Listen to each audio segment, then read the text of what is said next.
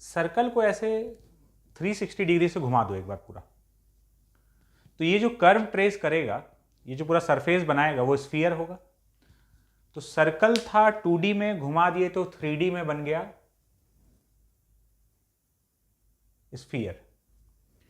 ऐसे ये पैराबोला है, ये कर्व, इसको पूरा ऐसे 3D में घुमा दो तो ये पूरा एक चक्कर कटा दोगे तो ये जो सरफेस तैयार होगा वो सरफेस पैराबोलॉइड कहलाएगा। ये कर्व पैराबोला है, पैराबोला को घुमाने से पैराबोलॉइड बनता है, सर्कल को घुमाने से सर्कलॉइड नहीं, क्या बनता है, स्फीयर बनता है। एलिप्स को घुमा दोगे 360 डिग्री से तो एग टाइप का थोड़ा स्ट्रक्चर बनेगा, दैट इज एलिप्सॉइड। ठीक है, तो ये पूरा 3D में जो सरफेस बन रहा है दैट इज पैराबोलॉइड। ये जो हमको कर्व दिख रहा है ये पैराबोला है। अब ये क्यों सही में ये पैराबोला है कि नहीं है, तो भाई अभी इक्वेशन आ जाएगा तो और कंफर्म हो जाएगा।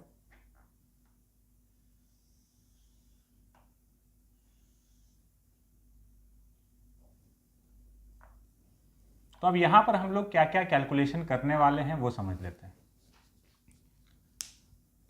दो तीन चीज हमको यहां पर जानना है। सबसे पहले तो ये जो कर्व दिख रहा है इसका इक्वेशन क्या है, उसके बाद इस रोटेटिंग लिक्विड में प्रेशर का वेरिएशन कैसा होगा, और ये ऐसा शेप ले क्यों रहा है। ठीक है, तो इस तरह का कर्व शेप बनने के पीछे का लॉजिक, कर्व शेप अब बन रहा है तो ये कर्व का इक्वेशन क्या है ना, किस टाइप का शेप है, और रोटेटिंग लिक्विड में प्रेशर का वेरिएशन कैसे हो रहा है। तो सबसे पहले ये समझते हैं कि ऐसा कर्व क्यों बना। सीधा सा जवाब है वही बात, net force should be perpendicular to the free surface. देखना क्या है, ऐसे जब बना है तो हर छोटा सा पोर्शन को देखोगे तो ये एक इंक्लाइंड सरफेस है, बस इंक्लिनेशन सबका अलग अलग है। जैसे पहले तो ऐसा इंक्लाइन बन गया था, हर जगह इंक्लिनेशन सेम था, यहां पर हर जगह इंक्लिनेशन अलग अलग है। क्यों अलग अलग है, क्योंकि नेट फोर्स जो है वो फ्री सरफेस के परपेंडिकुलर होना चाहिए। तो जैसे जब तुम ऐसे घुमा रहे हो एंगुलर वेलोसिटी ओमेगा से, तो इसका हर पार्ट सर्कुलर मोशन कर रहा है अलग अलग रेडियस का, तो इसका एक्सेलरेशन देखोगे तो इधर हो जाएगा ओमेगा स्क्वायर एक्स, अगर ये डिस्टेंस एक्स है तो, और ये नीचे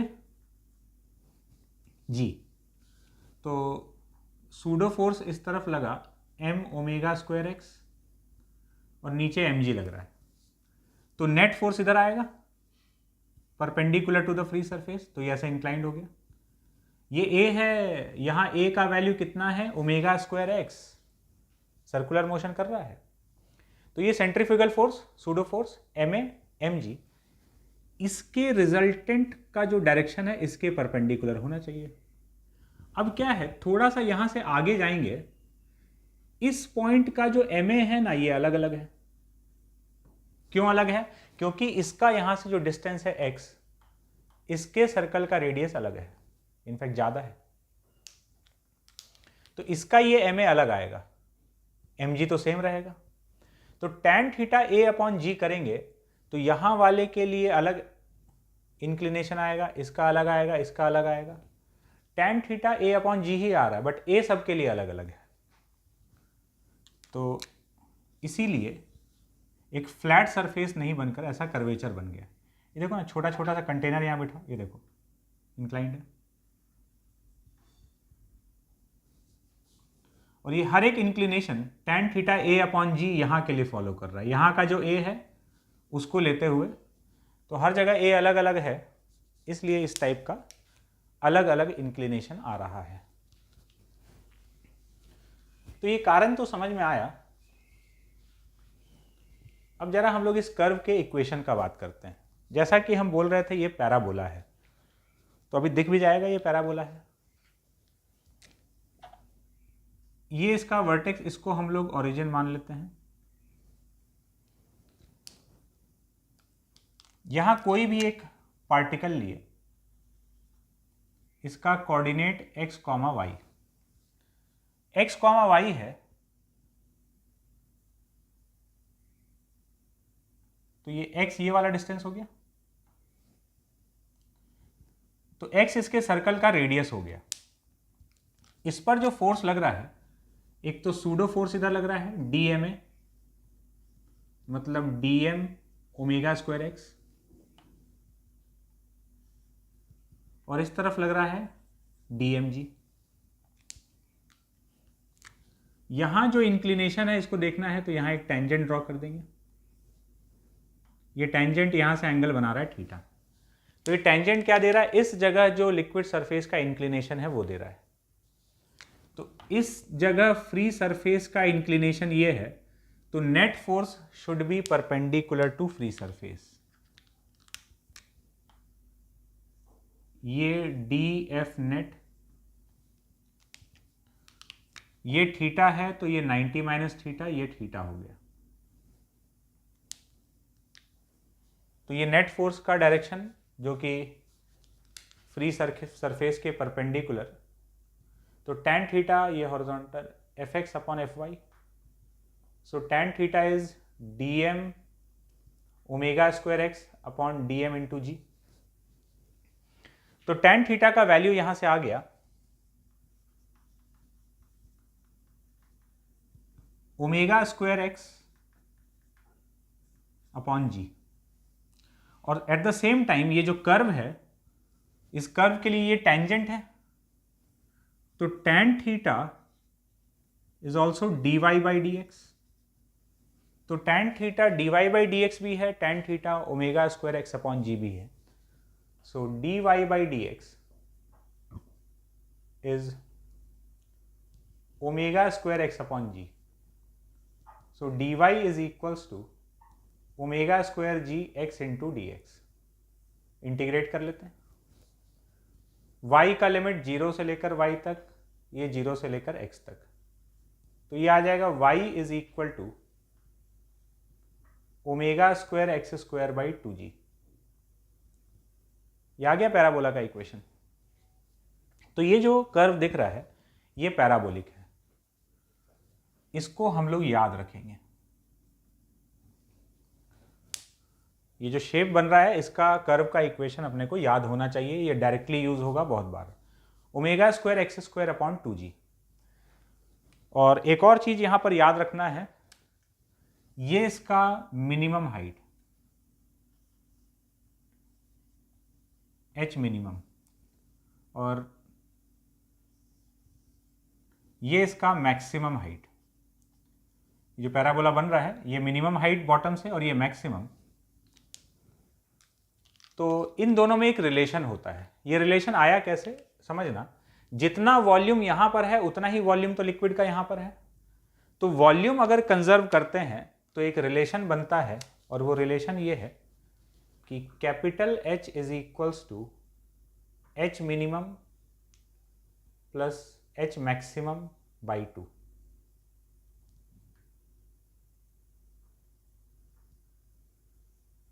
ये रिलेशन किससे आया है, ये रिलेशन वॉल्यूम कंजर्वेशन से आया है। तो ये दो इक्वेशन हम लोग याद रखेंगे। एक तो जो पैराबोला बन रहा है उसका equation omega square x square by 2g and h minimum plus h maximum by 2 equal to capital H। एक चीज और देखना बचा है, और वो है कि अब ये हॉरिजॉन्टली एक्सेलरेटेड लिक्विड में प्रेशर कैसे वैरी कर रहा होगा, इसको हम लोग देखेंगे। एक बात समझ लेते हैं जो यहां सीधा दिख रहा है। जब हम रोटेटिंग लिक्विड, हॉरिजॉन्टली एक्सेलरेटेड नहीं, रोटेटिंग लिक्विड है ये, इस रोटेटिंग लिक्विड में प्रेशर कैसे वेरी कर रहा है, तो रोटेशन से जो हर पार्टिकल को एक एक्सेलरेशन मिल गया, सर्कुलर मोशन कर रहा है, तो रोटेशन की वजह से हर पार्टिकल के पास जो एक्सेलरेशन है वो हॉरिजॉन्टल डायरेक्शन में है, ओमेगा स्क्वायर एक्स के बराबर। वाई में तो कोई फर्क पड़ा ही नहीं। तो ऐसे हॉरिजॉन्टली घुमाने से, इस तरह से घूमने से हॉरिजॉन्टल डायरेक्शन में ही जो चेंजेस आया है, हर पार्टिकल के पास सेंट्रीपिटल एक्सेलरेशन होगा इन हॉरिजॉन्टल डायरेक्शन। तो इस बार रोटेटिंग लिक्विड में y के साथ प्रेशर का वेरिएशन बिल्कुल वैसे ही लिखा जाएगा, रो जी एच, अगर लिखना पड़े तो। x में प्रेशर कांस्टेंट होता था, लेकिन इस बार प्रेशर कांस्टेंट नहीं रहेगा। h में x डायरेक्शन में प्रेशर वेरी कर रहा होगा। y में प्रेशर का वेरिएशन लिखने का तरीका पहले जैसा ही रहेगा। तो अब x में कैसे वेरी कर रहा होगा उस पर हम लोग आएंगे आगे, है ना। तो फिलहाल ये दो इक्वेशन है, इसी दो इक्वेशन से हम लोग रोटेटिंग फ्लूइड का कैलकुलेशन कर सकते हैं। इसको अप्लाई करके देखते हैं क्वेश्चन में।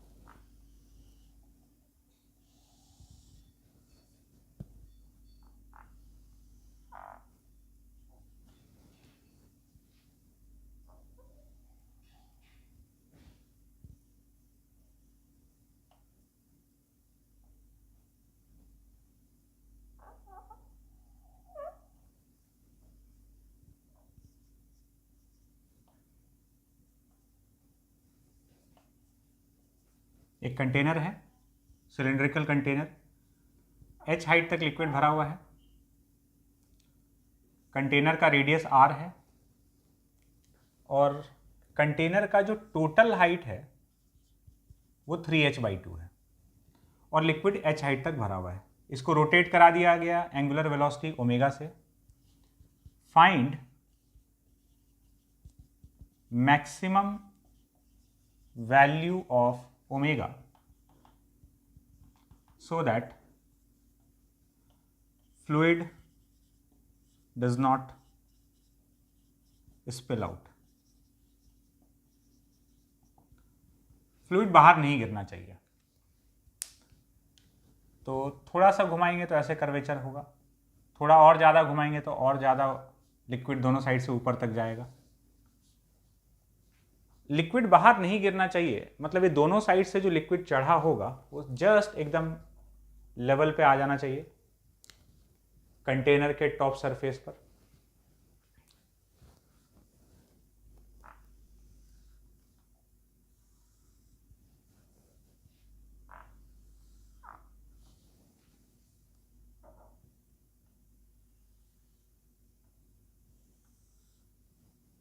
ये सिचुएशन होगा।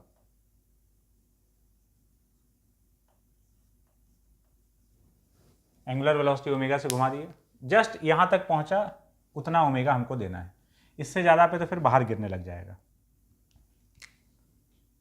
तो इधर तो ये 3h/2 हाइट तक पहुंच गया। ये वाला हाइट मान लेते हैं स्मॉल h के बराबर है।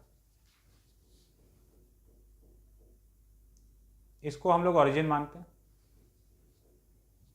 तो कर्व के इस पॉइंट का कोऑर्डिनेट क्या लिखेंगे? रेडियस r है तो x कोऑर्डिनेट तो r हो गया, और हाइट कितना हो जाएगा यहां से देखेंगे तो ये हो जाएगा 3h/2 minus h, 3h/2 minus h, ये यहां से हाइट हो गया। अब हम लोग को ओमेगा का वैल्यू निकालना है, तो ये वाला पॉइंट कर्व के इक्वेशन में सेटिस्फाई करना चाहिए, उससे ओमेगा आ जाएगा। कर्व का इक्वेशन क्या है? y equal to ω² x² 2g। तो हम क्या करेंगे, ये वाला पॉइंट इसमें सेटिस्फाई करा देंगे। बट ये छोटा h हम लोग को पता नहीं है क्या है, ये छोटा h निकालना होगा और ये हम लोग निकाल लेंगे वॉल्यूम कंजर्वेशन से। h minimum plus h maximum by 2 equal to initial height of the liquid h। तो मिनिमम हाइट छोटा h, मैक्सिमम जो है वो 3h/2 upon 2 equal to h। तो छोटा h plus 3h/2 equal to 2h, h is equals to h/2। ये छोटे h का वैल्यू आ जाएगा। तो मतलब ये वाला जो पॉइंट है ये हो जाएगा r comma 3h/2 minus h/2, मतलब h के बराबर। r कॉमा h आ गया ये, तो y की जगह h omega square r square by 2g। So omega is under root 2gh/r square. इतना ओमेगा देंगे तो जस्ट ब्रिम्स पर पहुंचेगा, लिक्विड उससे बाहर नहीं गिरेगा। ये था सवाल का फर्स्ट पार्ट। इसी में एक और क्वेश्चन पूछा जा सकता है, देखते हैं क्या पूछा जा रहा है। सवाल number 2,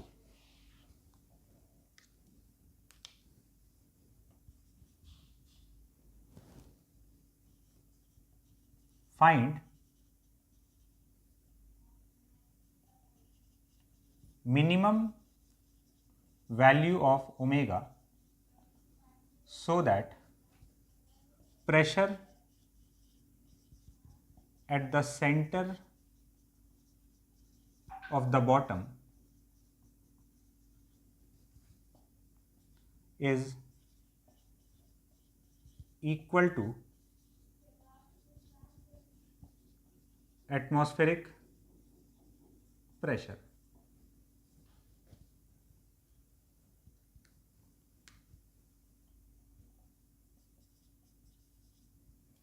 Find minimum value of omega so that pressure at the center of the bottom is equal to the atmospheric pressure। कितना घुमाएं इसको कि सेंटर ऑफ द बॉटम मतलब इस पॉइंट, ये वाले पॉइंट का प्रेशर एटमॉस्फेरिक प्रेशर के बराबर हो जाए। इस पॉइंट का प्रेशर एटमॉस्फेरिक प्रेशर के बराबर तब हो सकता है जब ये लेवल घटकर यहां आ जाए, ये पॉइंट एक्सपोज टू एयर हो जाए, तो यहां का प्रेशर एटमॉस्फेरिक प्रेशर के बराबर पहुंच जाएगा।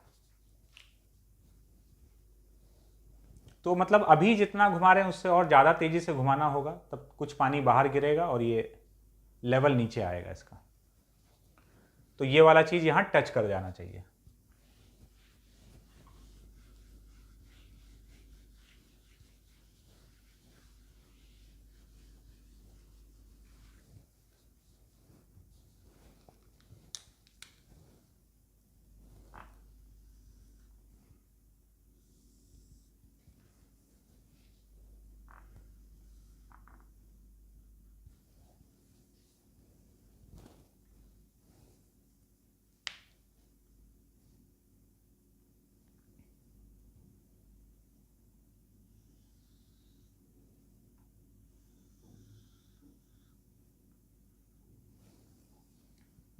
क्यों यहाँ पर मिनिमम ओमेगा का बात किया गया है?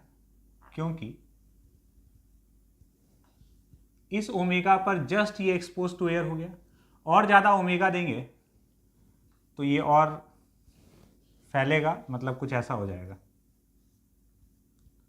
और बड़ा एरिया एक्सपोज टू एयर। और ज़्यादा ओमेगा दोगे तो और पानी बाहर गिरेगा, नीचे और ज़्यादा एरिया एक्सपोज टू एयर हो जाएगा। तो ये जो सिचुएशन हम लोग किए हैं, जस्ट इस पॉइंट पे यहाँ का प्रेशर एटमॉस्फेरिक प्रेशर के बराबर है। इससे ज़्यादा ओमेगा में भी यहाँ का प्रेशर एटमॉस्फेरिक प्रेशर के बराबर रहेगा। इनफैक्ट आसपास के भी पॉइंट्स का प्रेशर ये सब पूरा खाली हो जाएगा, वहाँ का प्रेशर भी उतना एटमॉस्फेरिक प्रेशर के बराबर हो जाएगा। ओमेगा कैलकुलेट करना है, एकदम आसानी से कर सकते हैं। ये वाला पॉइंट ओरिजिन यहाँ बॉटम पे पहुँच गया, तो ये कंटेनर का हाइट 3h/2 था, तो ये r और ये 3h/2 सेटिस्फाई करा देते हैं इक्वेशन में। y is equal to omega square x square by 2g। तो y का वैल्यू हो गया 3h/2 omega square r square by 2g। So omega is equal to 3gh/r square का अंडर रूट। कम से कम इतना ओमेगा देना होगा जिससे कि सेंटर बॉटम के सेंटर का प्रेशर एटमॉस्फेरिक प्रेशर के बराबर हो जाएगा।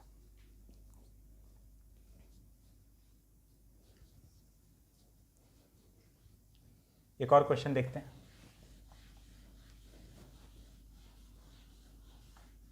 कंटेनर की जगह यूट्यूब भी दे सकता है।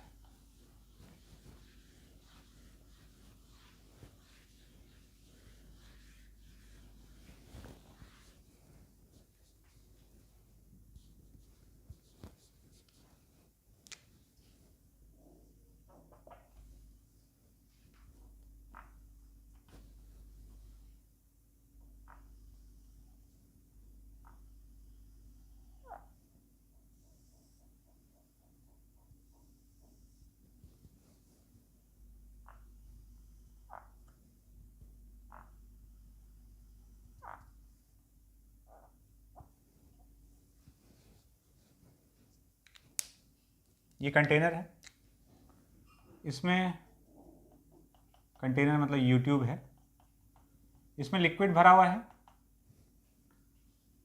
ये L हाइट तक, ये 2L है और ये वाला L है। इस वाले आर्म के अबाउट इसको रोटेट करा दिया with angular velocity omega.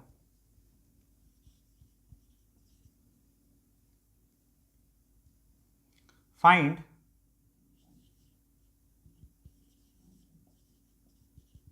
Difference in column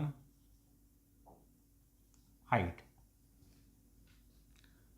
दोनों तरफ कॉलम के हाइट में क्या डिफरेंस है, ठीक है।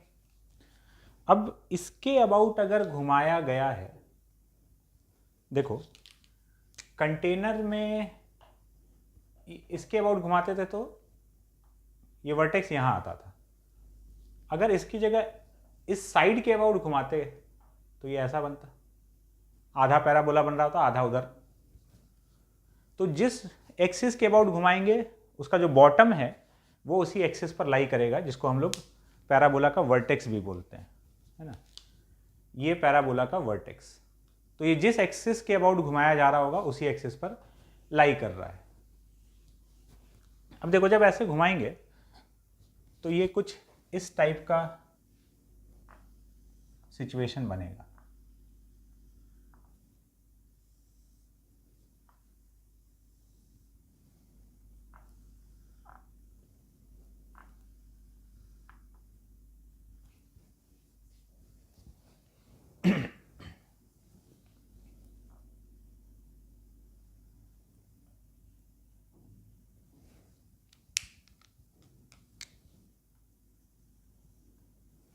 जैसे जैसे पैराबोला बनता है, ये पैराबोलिक शेप में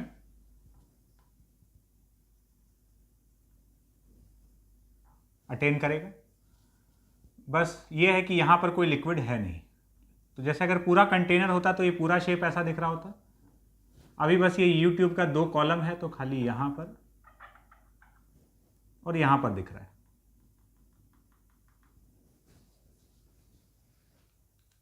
तो हम लोग को ये दोनों तरफ हाइट का डिफरेंस बताना है, बता सकते हैं। ये हो गया 0,0। तो हाइट का जो डिफरेंस है, ये हाइट का डिफरेंस है सपोज h,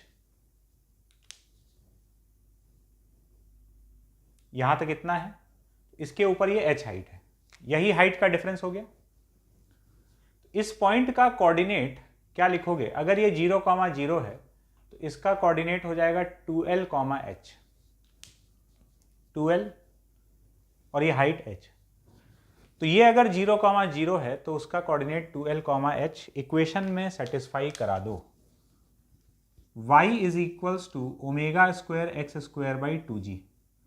y का वैल्यू h, x का वैल्यू 2L और अपॉन 2g। ये 2 कैंसिल हो गया, तो difference in height is omega square L by g.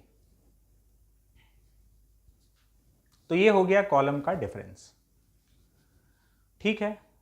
तो ये रोटेटिंग लिक्विड से रिलेटेड कैलकुलेशन हुआ। एक चीज हम लोग को समझना बाकी है, और वो ये है कि प्रेशर डिफरेंस कितना आएगा, कैसे प्रेशर वेरी कर रहा होगा रोटेटिंग फ्लूइड में। ये तो पता है कि हाइट के साथ वेरी नहीं करने वाला है, क्योंकि रोटेशन से जो भी एक्सेलरेशन मिला है वो हॉरिजॉन्टल डायरेक्शन में, वर्टिकल में कुछ नहीं मिला है। तो वर्टिकल का जो प्रेशर पहले जैसे वेरी कर रहा था रो जी एच, वैसे ही वेरी करेगा। हॉरिजॉन्टल में पहले वेरी नहीं करता था, अभी करेगा। तो हेडिंग डाल लेते हैं, variation of pressure in a rotating fluid.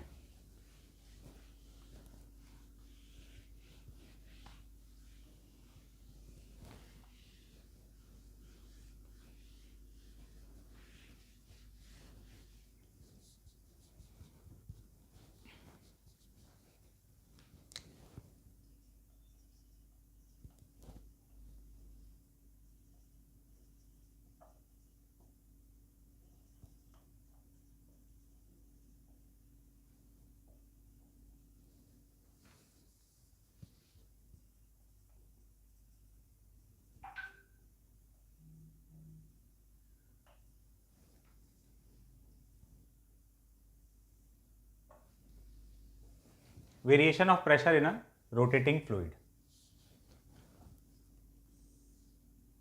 ये एक पाइप है,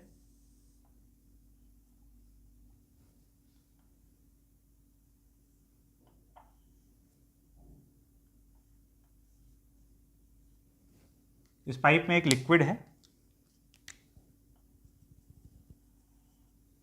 और इसको ऐसे एंगुलर वेलोसिटी ओमेगा से घुमा रहे हैं।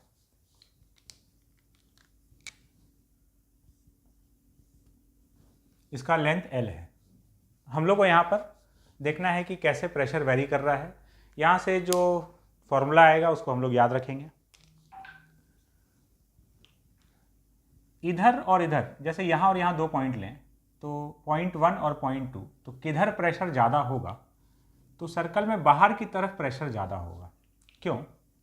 जब ये ऐसे घूम रहा है तो क्या हो रहा है कि लिक्विड बाहर फेंकाना चाह रहा है। जब भी कोई चीज़ सर्कल में घूम रहा होता है तो उसका टेंडेंसी बाहर निकलने का है ड्यू टू सेंट्रीफ्यूगल फोर्स। तो ये ऐसे बाहर जाना चाह रहा है, तो बाहर की तरफ प्रेशर ज़्यादा, अंदर की तरफ कम। इसको वैसे भी देख सकते हो कि सूडो फोर्स जो है वो इस तरफ लग रहा है, सेंट्रीफ्यूगल फोर्स ऐसे लग रहा है, तो इधर प्रेशर ज़्यादा इधर कम। तो देखते हैं क्या होगा। अच्छा, यहाँ रो ए एल सीधा नहीं लिख सकते क्योंकि ए हर पॉइंट के लिए सेम नहीं है। ये भी हॉरिजॉन्टली एक्सेलरेटिंग लिक्विड जैसा ही चीज़ हो गया, क्योंकि यहाँ भी एक्सेलरेशन हॉरिजॉन्टल में ही है, बट हर पॉइंट का सेम नहीं है, इसलिए सीधा रो ए एल नहीं लिख पाओगे।